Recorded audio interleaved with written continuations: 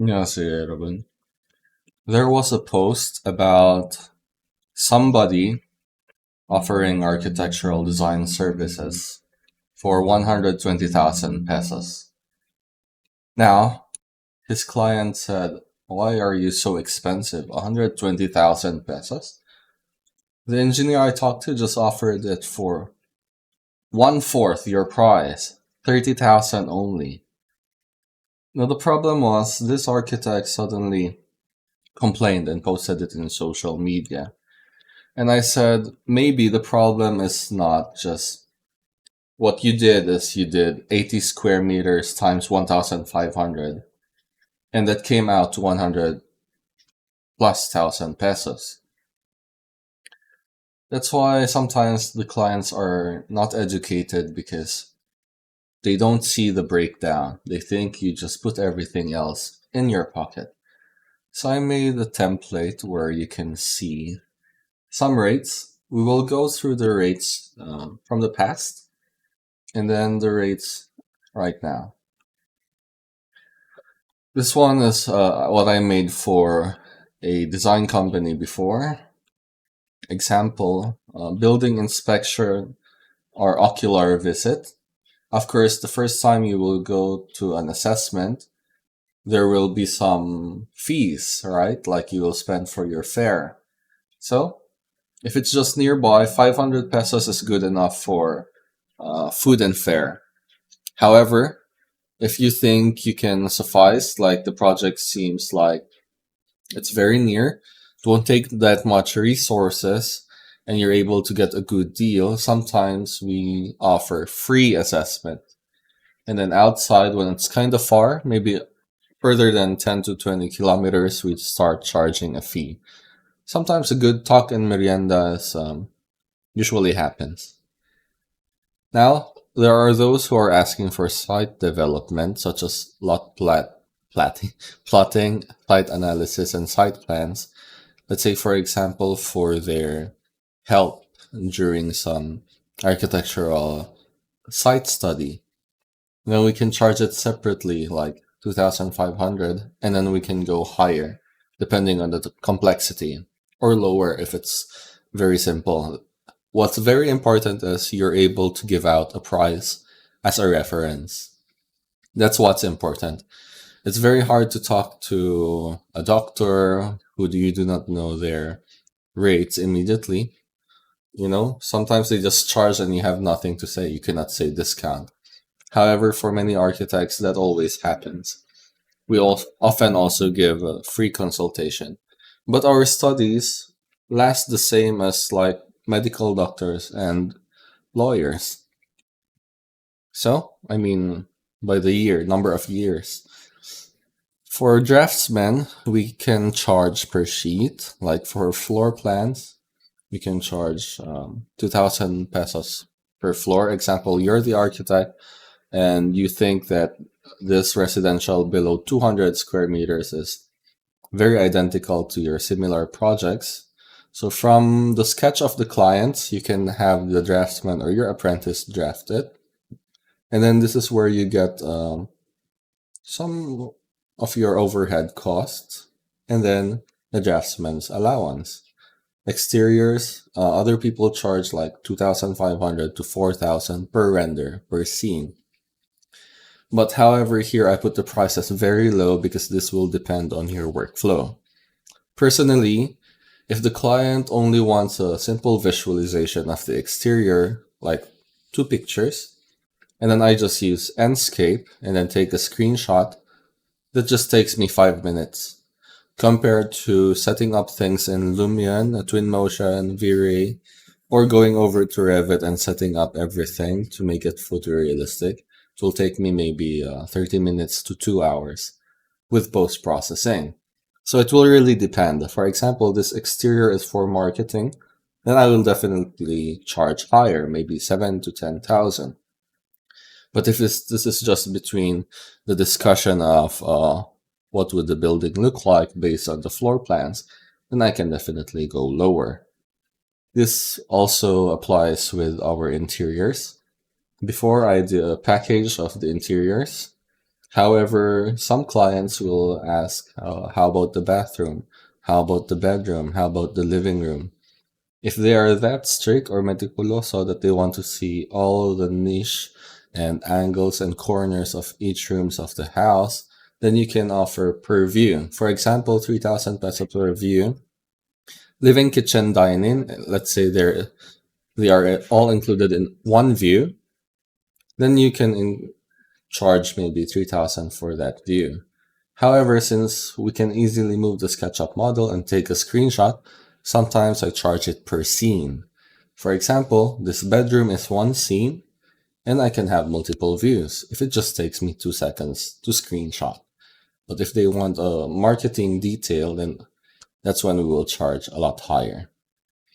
So the reason why we break down this interiors and animations is because sometimes the client has no budget just for visualizing.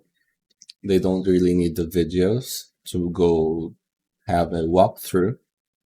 And the floor plans and exteriors with some screenshots of the SketchUp model will suffice for the interiors, so that we can actually help them put their budget here in the blueprints.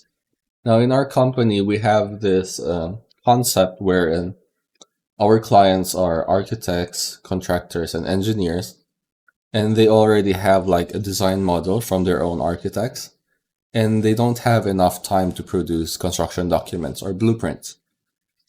So in this case, blueprints from your SketchUp model means you will give us your SketchUp model, we'll arrange the model according to our workflow, and then produce the layout files, such as architectural, structural, electrical, plumbing, and interior details, and you will get the PDF file.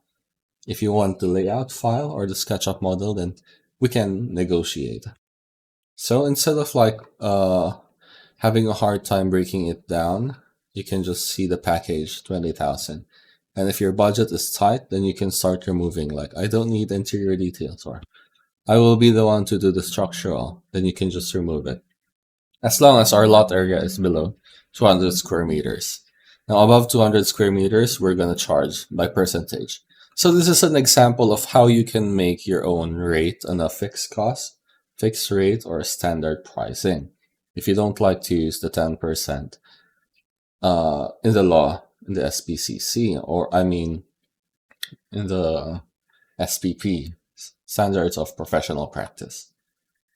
Next, we also have under our design for our apprentices, or those architects willing to learn SketchUp modeling, rendering, animation. These are like consultations or tutorials. So this is an example of architectural visualizations, our assistance for architects. That's why it's broken down per scope of work, because you might not need everything. However, for building permit processing, the whole package deal that we show to our clients look like this. See, it's so easy to understand because it says ABC. A for architectural design, package 20,000, which includes what? Floor plans, 3D designs, and animation. Now, if they want to have a discount based on the assessment of the project and the requirements, it could go as low as 10K, 15K, depending on how many bedrooms there are or how much visualization it takes. Blueprints for construction, 40,000. 15K architectural details, 10,5555. It's okay not to show these breakdowns, the pricing, but you need to show what's included. For example, they contracted us for the architectural design. Then, usually in our BIM workflow, the architectural design can easily make the architectural blueprint in one day. Thus, I can actually discount this 15K to like 10K, 5K. So the blueprints can go as low as 30, 25. Again, depending on the project requirements. So before all of these things are made, remember, we need to have the free assessment within our area or charge for consultation. So we go over there. It's very hard kasi to travel. You're going to spend a lot of fare and gas. And then later, the client is not even sure if they will get here. So before everything, I ask them to prepare their lot title if they are actually going for building permit, their preferences, their project requirements, or else I won't waste my time meeting them, right? Unless they're just nearby and I have a lot of time to spare. Because this is what happened in a lot of projects where it didn't push through. They just came to us to ask for quotation and then start comparing it to others. Next, analysis, sign, and seal. So the letter C will stand for construction professionals. The architect of record is the one who does the design. So if I'm the one who made the design, I could actually discount this. I could include my sign and seal as part of the package, or even as part of architectural details. So the 60 can go 50. Technical specifications and cost estimates, that's 5K each. I can even give them for free if I see that this 2-story residential I don't need to compute much for it. It's the same template, it's the same standard materials. That's why whenever we have our assessment for the design, we start showing the client, like a real estate agent, a menu that this is the standard material we are using. So if the design is materials are of concern to you, we will go with ceramic. We will stick to designed ceilings for living room and bedroom only. That's what we will impose as a standard design. Our granite, our kitchen, for this 2 to 3 story below 200 square meters, our standard will be a countertop not more than 2.4 linear meters. Something like that. And then we show photos because it's very hard for them to understand floor plans, technical specs, but they can easily understand visuals. So if you have a photo of your past project and then project the materials being used, like this is granite and the tile is flooring, ceramic, then they'll have an idea of how they could budget or go higher. But all these design agreement is separate from the construction agreement. So whatever they want to put here during the design, our prices are still fixed. It will not change whether they go like super high luxury finishes. Our design standards still separate from our construction. Why? Because there might be a chance where we have the construction for bidding, another person will be the one to implement it, and then we will be this construction admin or design supervisory group. So it doesn't change. And then now this one, or electrical and plumbing, we have partners for electrical and plumbing analysis and master plumber and electrical engineer, professional electrical engineer. The structural analysis is the one that's very liquid because most of the civil engineers and structural engineers are charging per square meter. So we found a partner that charges a fixed rate for analysis and then goes up according to complexity. The problem with charging per square meter is we don't have the design yet, right? So we cannot actually present a rate. What if we told the client that structural analysis is 20,000 and then they just make 80 square meters and then the structural engineer is just charging us 8,000? Binulos ako na yung 12K. It's very unethical. Well, that's up to your conscience if there's no overhead costing that's related, such as printing. Because it's nice to be a bit more transparent about where the money goes. Now, of course, you don't need to get the receipt of the civil engineer and give it to the client because there are a lot of overheads that's coming from your office. But your office should have this receipt that breaks it down for the client. So I tell the client, if you get from outside or if you have your own engineer, you have to change this pricing according to their rates. Because all of these construction professionals have different rates. There are those who have a standard fee within their own profession. For example, civil engineers have before was 25 pesos per square meter. So 100 square meters is like 2,500, which is kind of cheap now for them. So most are charging 50, 80, 100 pesos per square meter. So the 2,500 analysis I was able to get before for 80 square meters, for 100 square meters, can now go until as high as how much? Okay, let's see. 50 times 100, 5,000. 80, 8,000. 100 times 100, 10,000. Compare that to the 2.5, there's a 7.5 difference. Now we cannot change this, and we cannot tell the client that we will put their rates lower, because that's not our profession. They have their own PRC, they have their own rates. Same thing for electrical analysis. For example, others are charging like 5,000 for electrical analysis for 3 stories. Some, we can break it down to 1.5 per floor. So 3.5, and then plus 500 for printing, sign and seal, all those other stuff, photocopies. However, with our partner, we just get a feel of the whole building, and I will say, sir, is 3,000 enough for now? I said, okay. And then as a form of mutual respect, the next project, if it's a bit high budget, I give him a higher analysis. So if you have somebody you can partner with since your apprenticeship, it will be a very good help for you in the future. The electrical and plumbing engineers that we are partnered with were the ones I was also going to as an apprentice. So we had constant communication, and I showed some loyalty and even helped them with other matters. For example, updates regarding construction, real estate, site, build pass, building permit, stuff like that.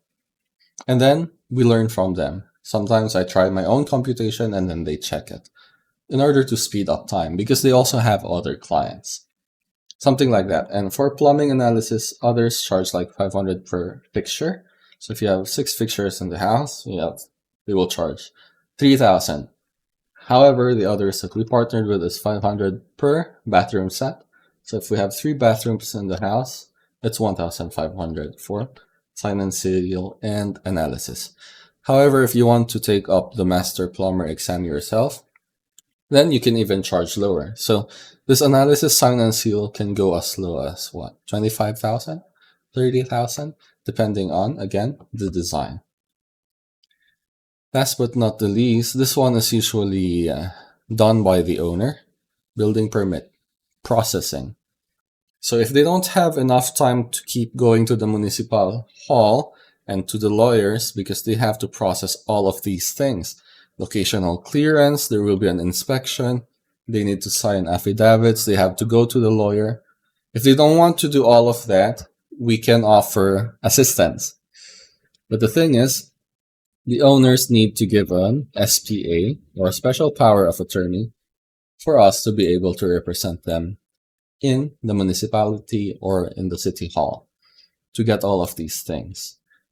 And 3 professionals involved here that will also be a bit hectic is this requirement by the Department of Labor and Employment, or DOLE. It's called the Construction Health and Safety Program. You need an SO2, safety officer, a first aider, SFAT certified, and a scaffolder for 3 stories and above. Now, about safety officer and first aider, it's only 1 name per project. So you cannot use somebody else who already applied for another project. However, the scaffolder can take up multiple projects. Lately this year, there has been an update that all these construction safety professionals should have a certificate of employment, because what's the trend is people just lend their certificates, but they never actually go to the site or have involvement there. So the government is taking up some measures to countercheck these things. Now, other assistances, let's say example, everything is 150,000. And then I can discount it. If the client says, architect, I want your company to be the one to implement the design because you have all the files, it will be a lot easier direct from the office to the site instead of going through a third party, a PCAB contractor or a civil engineer who will implement. I will choose your company. And then you as the architect can employ your own site supervisors, your apprentices, or even your site engineer. It depends on your office setup. So now I can discount everything to 120,000 because I see that, okay, I'm getting too much of, the fees here. I'm good enough. I want to help the client in their budget. So I can tell them the whole design fee is 120,000. I'll show this. Now they will understand. Oh, so that's why 30,000 is not enough. But what happened to that architect who posted? He just computed 1.5 times 80 square meters. This is not even my price for 80 square meters. My price for 80 square meters is around 90. Because it's actually, all these analysis and details are not these expensive. So that depends. But if you want to be a star architect, or you think you already have a name for yourself, or you're that expensive compared to other architects, it's really up to you.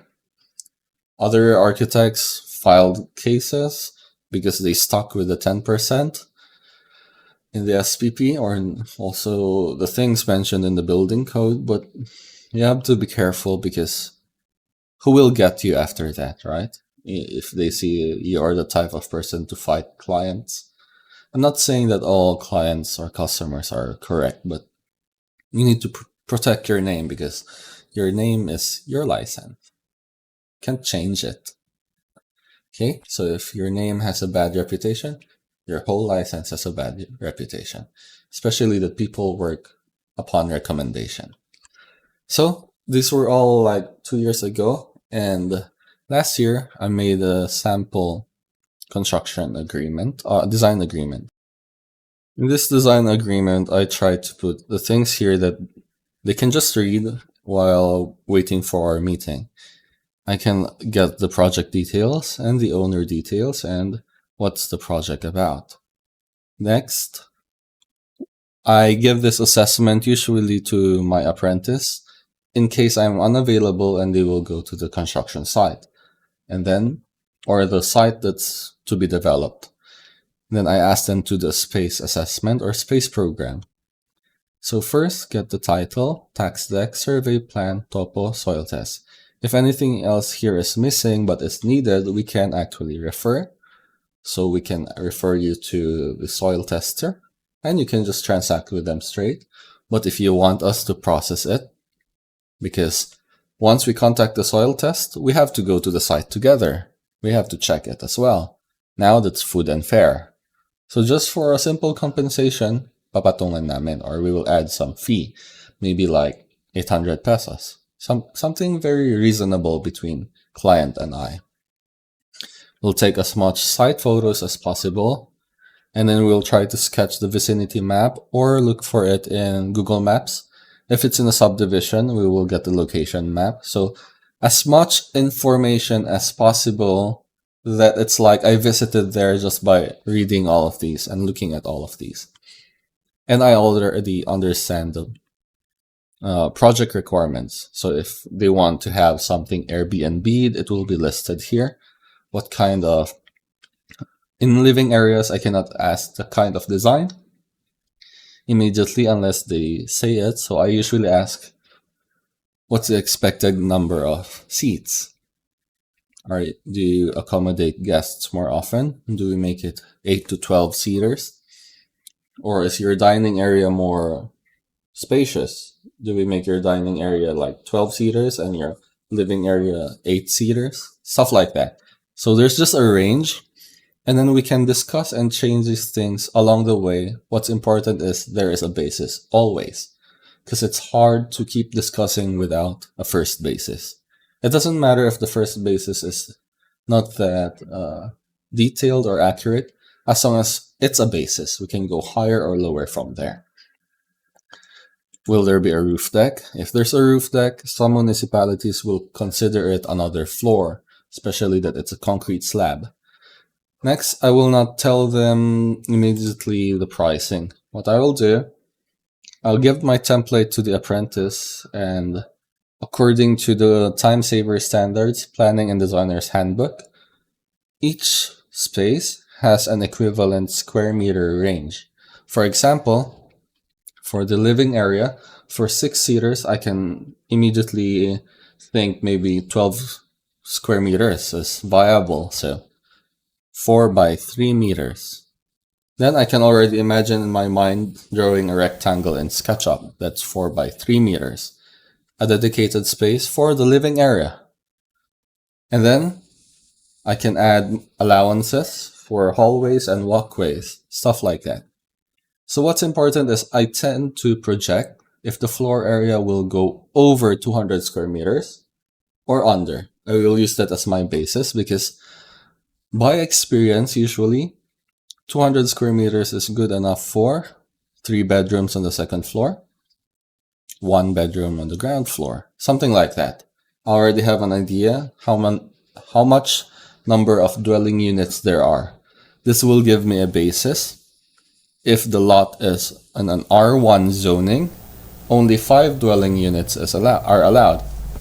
So by having this design assessment, you will get a feel of what the project will be about, things that you have to prepare for, and also the construction area, because our engineer quotes by square meter. So, with 200 square meter, if he is charging me 50,000, maybe I will pay 10,000 for a structural analysis. So I will know where to mitigate, risk. But I won't keep changing my cost to the client. I won't tell the client, let's change the cost for structural. What I will do, because it was my fault that I presented cost immediately, what I will do is I will abono. I will remove it from some of my fees and then pay the engineer for the extra charges that I have not considered. Just so that I am just and easy to deal with, just so that it will be a form of marketing. So it's like I sacrifice maybe 5,000 for a for a better reputation, and then to get more clients in the future, something like that. So this is the Korean Filipino way. So it's just your own kind of strategy. What I noticed with my Chinese friends is they don't really like bringing out money to spend for things that are not necessities in their business. They want everything to be hard earned. And I would notice many Koreans use the spending strategy. So if you give, you will get it back in return. Well, my Chinese friends is you have to work hard for it. Every single peso you have to save for it, and it will accumulate. So we can learn everything in different culture. However, many Filipino businessmen, I notice, focus also on ambience.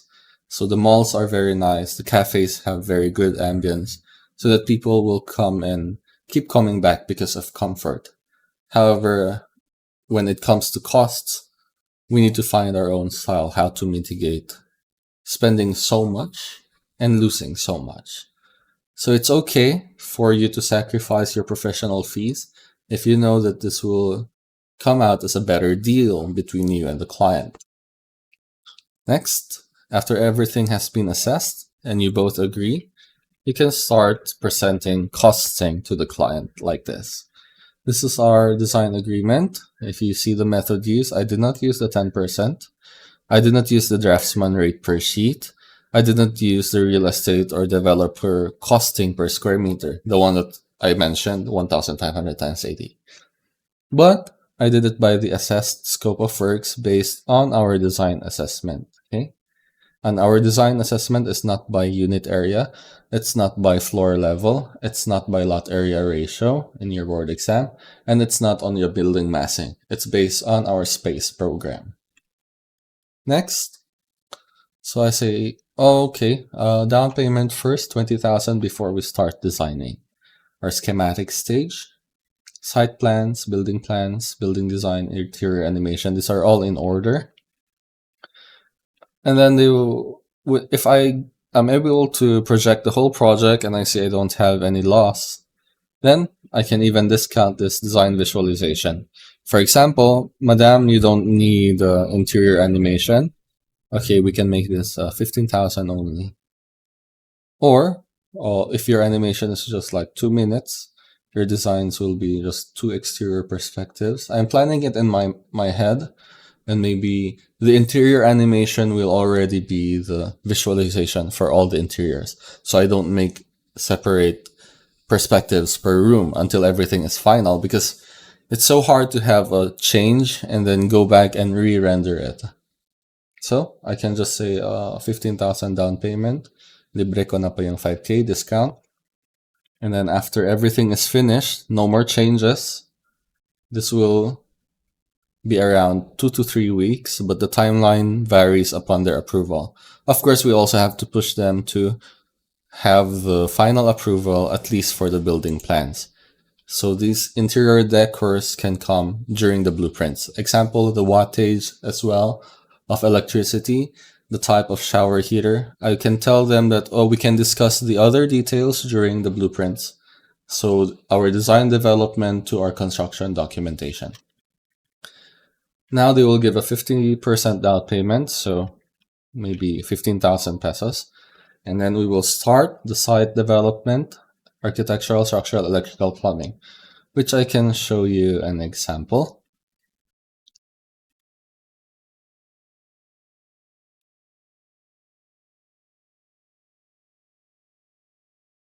So the first thing I did as the lot documents, I got their survey plan and lot photos. Then we made the contract. Everything regarding money will be here.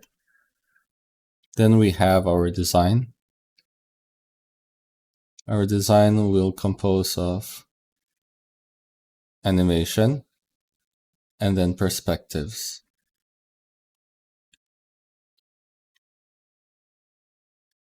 See, these are all screenshots.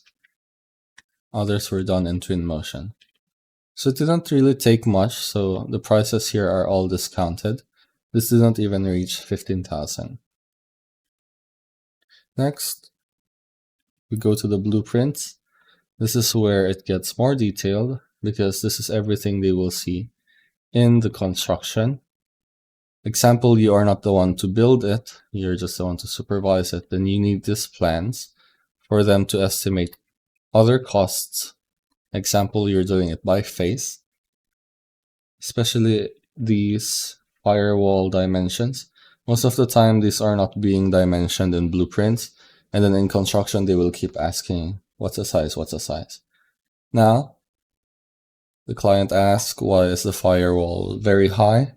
And why is it 76 centimeters above the roof line? And we can point them to the ILG and the fire department that required it early the other year. Our glass and aluminum shop fabricator can use this to fabricate all the windows. So these are everything the construction worker needs, the purchaser, the owner, the contractor, everybody. So as much as possible, if you can put 3D views here, it will be so much better. But since this is the one required by building permit, so that you won't spend so much on printing, you can print only the necessary things. And that's why I separated my interior blueprints, where all of these cabinetries, kitchen, and stuff can be seen. So we put there first what's important for blueprints, because these blueprints are not only used for building permit, not only used for inspections, but also for business permits, sanitary permits, like restaurants when they're applying, clearances, and most of all, loans, bank loans. Okay, so that's just architectural, structural, electrical, plumbing, interiors. Then you can put a breakdown here. And then I tell them these blueprints will change definitely because I am not a structural engineer, electrical engineer, and master plumber. Let's say, for example, you're an architect only and you do not take the other licensure. Then we have to bring this to the professionals for their analysis. For example, engineer says, your columns should be this size and your beams should be wider in order to support the skeleton or the structure. Then that will come here. So we'll tell the client that between letter B and letter C, there are no changes made by the owner except maybe just their fixture. What kind of shower? Oh, I want my sink or lavatory and shower to be hot at the same time. Then, as early as the blueprint stage, in the plumbing or electrical, we place their multi-point water heater, and then we arrange the piping that is suited for that, because there are different layouts for different fixture. Then when everything is finalized here regarding the details, like anong klaseng saksakan do you want, a round socket, or what kind of outlet do you like, I usually ask them in the carport if we'll have a separate breaker in case you plug in a welding machine so that other lights and sockets in the house will not be disrupted. Do you want a separate layout for cable or internet? Stuff like that, so that it won't be exposed. And then our catch basins and septic tank, is it connected to the sewer line? Or is it going to the drain field? So all of these things we consult with we coordinate with our construction professionals. And this is the one that we cannot really change because these are their rates, professional fees. We can actually lower our own, the architect of record as a designer, and the architect in charge of construction if we will be the one to do the full-time supervision. Because if we are going to do full-time supervision and we know that we will have some profit in the construction agreement, then I could actually lower the costs here for sign and seal. However, the problem here is, what if you signed for the building permit, but then you are not the one supervising? See? That's a problem. So many people can just use your license for free, especially like some developers. Taga-pirma ka lang, but we will do the supervision. So what can happen actually here is that we do not give the whole detail. Sometimes we do not put so much detail in the blueprints, or we do not give the whole blueprint with our extra design details, like interior details, to whoever gets the bid, because they can actually steal the project. Or we go into contract with the owner that, okay, you are open to getting a different manpower. You can contract a company to do the construction, but we have to be compensated for the supervision. That means you and I, owner and architect, are still the head of the construction, and we will do the checking. You will check as the owner, your own house. We will check as the technical consultant or supervisor that they are following our plans. So they cannot go to you and change our designs. They should ask us first. Like, consult with us on what's the tile sizes or things that they cannot read in the plan, which actually they should be able to read. So that's the thing. And then afterwards, everything is paid, everything is signed and sealed. Documentation is very hassle. You have to go like 3 times for inspection, which is somewhat like this. In the building permit application of Baguio, we have a website called Build Pass, and these are some of the requirements. Soil test for 3 stories and above. Locational clearance fee. This is to be assessed. So this documentation assistance is not the building permit fee. The building permit fees, the locational fee, the fire clearance fee, the sanitary fee, DOLE fees, and other requirements by the subdivision are separate, and we do not know the exact pricing because it's for quotation, or it's for, it's for them to compute. It's for the government to compute. so that I can establish trust with the owner. What I do is I show them the order or the billing. So 𝗍𝗑𝗶𝗶𝗽𝗍 is the building official is charging 3,000 pesos. I will show the billing, owner will pay me, and we will pay for them. And then we will just get compensated for our assistance, stuff like that.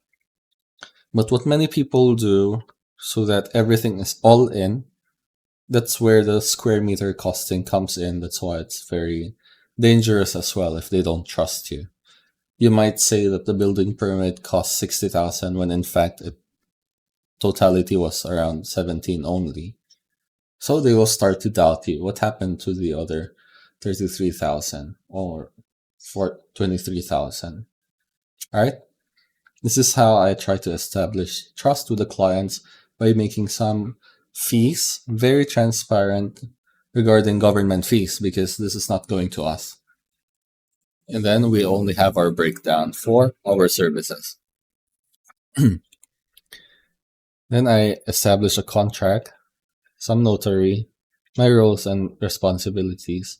And then we go into the mode of payments, PayMaya, bank, GCash, remittance. And then after everything is done, after the building permit is released, then we can go to the construction agreement.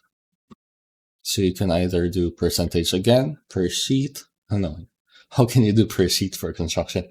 Per square meter. But we always do assess scope of works, which takes time. Because what happens now during the construction is the owner will say, what's the design of the door? They are quoting 300,000 for the roof. They are quoting 150,000 for the fence. Is this okay? Is this okay? And then we will say, ma'am, actually, we already did all the estimates according to the SketchUp model. So all you have to do is just try and follow it. It already shows the scope of work from start to finish. So this is an example of the per square meter costing. Our enclosed floor area times, what's the rate? 28K, 30K, and then the price. And then for balconies, because they are semi-enclosed, we can have a lower rate, maybe 10,000, stuff like that. We put the square meter here. This is an example of square meter costing. So the 2-story duplex will cost 5.7 million, including the retaining walls and site works below. That's the problem with square meter, because square meter refers to your floor area, which includes the balcony and enclosed spaces. How can you apply square meter for foundation and stilts and retaining walls outside of the building? So this will be separated as site works or site development. This is why we do not always go per square meter. We need this summary of estimates, or BOQ, bill of quantities, to break down everything per work. For example, furnishings and furniture. Owner supplied, no elevators. So many people, what they do, they get the direct cost, and then they apply 10% for contingency, 15% for stuff like that. Then they go 40%, 45% for labor. Well, that's all up to you. But for me, I want everything until the number of pieces, which of course takes time. That's why if these BOQ, like this estimates, take 3 days to do, what I do is I improve my workflow. I improve my SketchUp model so that I can easily take the quantity takeoff, which makes it more accurate according to the design. And if a contractor tells me that it's wrong, I'll show him the model. I say, your basis is the floor plan, which you are estimating with your ruler. My basis is my building information model, which is 3D, which is true to the design, which is what we talked about, and linked to the hardware. So that is why building information modeling is very useful and actually should be used for construction, because everything else that is just plainly drafted on 2D needs to be assessed and estimated again by the human mind and calculator when you could have already done it with your software. So it all depends on your workflow. how you want to make things easier or more tedious. But that's an example of showing a client, hey, these are my rates, these are the breakdown. So the 30,000 by your engineer that you talk to, who claims everything can be done, is a good deal if he's able to produce it. Unless there are some workarounds happening inside the government, which we will not tackle about today. The main point is when you talk to your client and you tell them your rates, detailed architectural and engineering drawings services, including overhead, including printing, including down payments for our designers, our draftsmen, things like that, has to be shown in the breakdown so that you can make a package price, or else you will look like a scammer. And that happened one time. Somebody told me to give the price for just a simple construction. So I said it will cost around 70 to 90,000 if the owner is the one to process everything. Meaning to say, he looks for his own engineer, he looks for his own sanitary, master plumber, safety officer, first aider. But if he lets us do everything, it will cost around maybe 85 to 90,000. And this person said, parang kayong sindikato. You are like syndicates. I could just get this building permit for 30,000 before. I would just talk to somebody inside and pay them. So that's what they're used to. But I said, okay, you try that then. Everything is now online in our city. Everything is seen by all the inspectors. So you try. If you're able to get it for 30K, then okay, good for you. Because we know definitely it will not happen. And instead of like chasing in desperation after the client, no, you get me. No, I will not get projects. I will not chase after projects like those where it will be very hard to communicate to the client.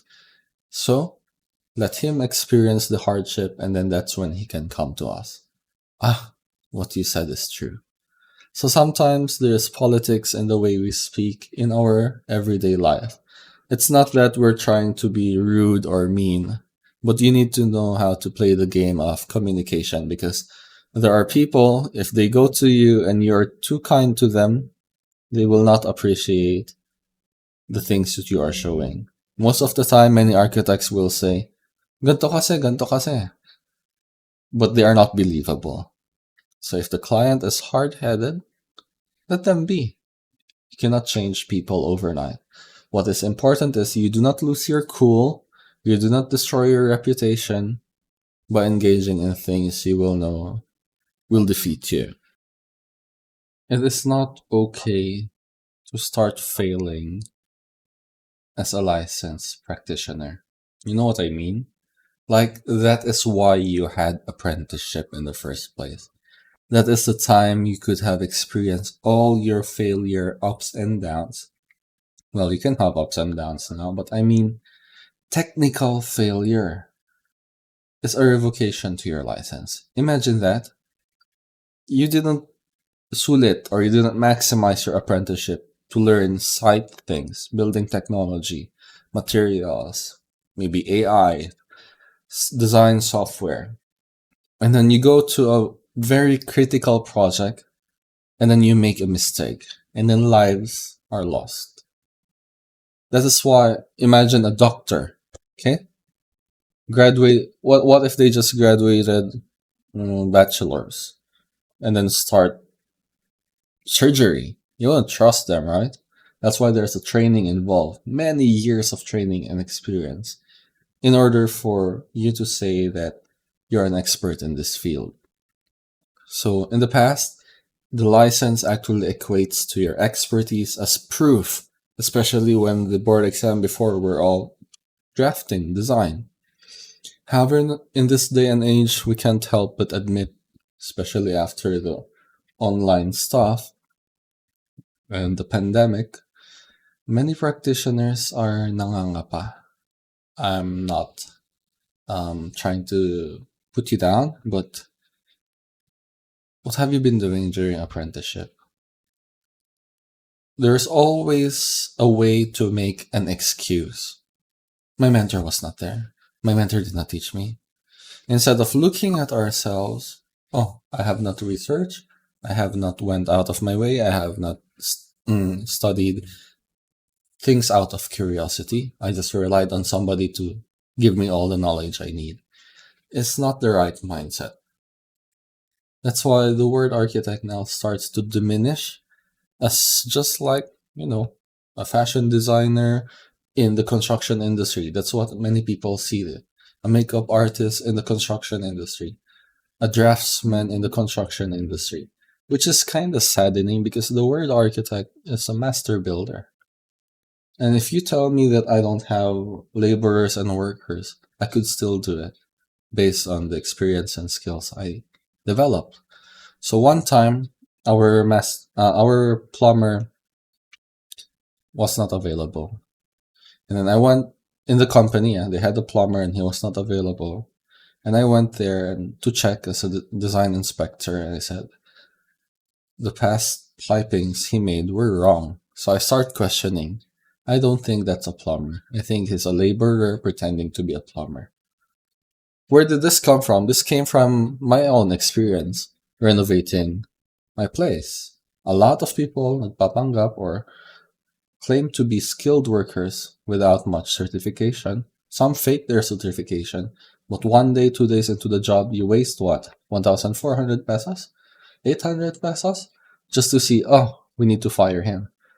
And if you're not that strong-willed person, you can't even fire them on the spot because you're thinking you're a bit rude. So what happened there was, because I had to save the project for the client, I was the one who brought the tools. I have my own tools, my Fusion as well. And then I got one laborer as my apprentice for 2 days. So you help me, I will fix. So I was the one who placed the shower knob. And that's where I saw multi-point in person, not just in drawing. And that's what I'm telling my apprentices these days. It's so easy for you just to draw a line. But for you to implement it in construction without relying on anybody else, it's so hard for you to do. Why? Because you are not preparing. You are putting what you want, not what the client needs, not what the building code says. You're only putting your name, your creativity. You don't want to learn because you think it's all about you. It's not. Architecture is about standards. It's not about your own creativity all the time. Sometimes you have to be willing to be invisible yourself, not to take much credit. A building that is not always noticed sometimes is more functional because there's no problem. But a building that has this wow and then has all the leaks destroys your reputation. So I told my apprentices, okay, you drew this pipe, you drew this beam, you talked to the engineer, go and see it in the construction site. I don't like, they say. Why? So what's the use of all your drawing? I'm not telling you to supervise the manpower. I'm just telling you to go inspect. So you will see your drawing come to life. And you will see all the mistakes that you made. And you will correct yourself. I will not get angry. But I'm telling you, every line that you made, somebody is working hard to spend for it. Imagine that. My other apprentices, they don't like to go out to coffee shops, stuff like that. Pangmayaman lang yan. I'm like, don't you think our clients see these things abroad and then they ask you to design it? They say curtain wall. They say glass railings, exactly like what you see here. Many people, when they render balcony railings, they just put one frameless glass. And then when it comes to construction, they don't know how it will hold up. They go to a supplier, they say, frameless, ma'am, walang handle. And then now it imposes a risk safety on the client because sometimes it's too low. Sometimes they're trying to hold on something. So all of these things, if you experience them, tatak sa puso, it's embedded in your mind, in memory, and even in your heart, so that the next time you design, it improves because of what you experienced during your apprenticeship. Oh, I learned that if I place too much wattage or too much light bulbs in this circuit, then it will cause a short circuit. That's why I have to learn much from the electrical engineer. Stuff like that. So I never condone if you say it's okay to fail as an architect. You do that before, please. Fail everything in construction when you are learning. But do not risk the very big design challenge as a failure. It's okay, example, let's say your paints didn't work in the first try because the weather condition was different.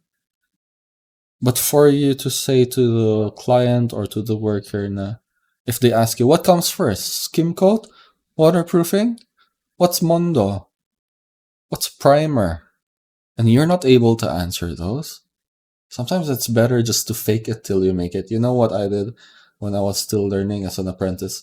They asked me that question, and I was not that knowledgeable yet. So I'm like, oh, I spoke generally. Yes, these are necessarily needed to have surface treatment before painting. And then as soon as I went home, I researched all the products of Boysen, all the equivalents of Davis. Things kept popping up and popping up. And not just because I was interested in it in the first place, but I had this fear of being unable to answer later on as a professional. Imagine that. You go to a doctor and say, Doc, what's this medicine that you prescribed me? And the answer you hear is, actually, I don't know. I think it's for the stomach. So we are the attorneys and doctors between the building code and construction. Always remember that. Do not put yourself so low that you do not try to be curious or research or be an expert in other things related to the field. But do not put also yourself so high that you think you know everything. Even I am still learning after 6 years of apprenticeship. It's still not enough for me. Construction, the world, architecture, design, environment, God's plan, making cities. See? So the next time a person says, you don't need an architect to make a house. Actually, that's true. There are many terms used for architects in the past, project managers, construction managers. But then you tell the person who told you that, sige nga, try to build an airport without an architect. They will be speechless. So even if you did not need Vitruvius to build the Roman homes, you needed him to make temples, something like that. If people say to you, you do not need a master builder on Archi is master, Tecton is a builder. If you don't need an architect to build a home, well, you definitely need one to make a temple. That's just trying to show the public that we are not limited to residential. We can plan and design cities because we learned them. We can plan and design airports. But practically speaking, where you are now, what are the chances of all the architects in the Philippines? What are the chances that you will be the one chosen to design an airport? So there's still politics involved. There are still licenses involved. Your PCAB license, maybe what class level are you? AAA? Are you AA? Things like that. So wherever you are now, just keep expanding and learning and learning and learning, and then try. And then learn from the experience and then improve. But as much as possible, do not make the failure stick there. If you have a house na pumalpak, go and fix it. Invest your time. If your previous project failed with skim coat and painting, learn about finishing. Okay? So, I guess that's it. I'm tired of talking then. Bye-bye.